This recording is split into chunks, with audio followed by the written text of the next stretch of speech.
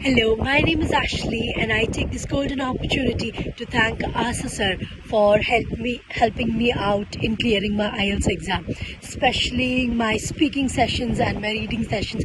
He was more than a friend, he was more than a teacher to me, and I would say that he takes great efforts to teach his students because he did that for me, because he took my classes when he was married. He was just married and he was going for his honeymoon, and he still took some classes for me so that I do not fail my exams and I could pass with flying colors.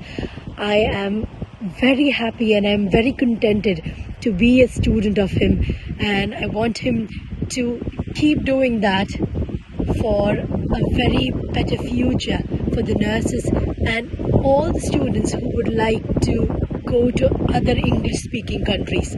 I am sure that the scenery right behind me is not any picture or anything. It is exactly the place where I am sitting, and it's a beautiful part of the England of the UK. Thank you.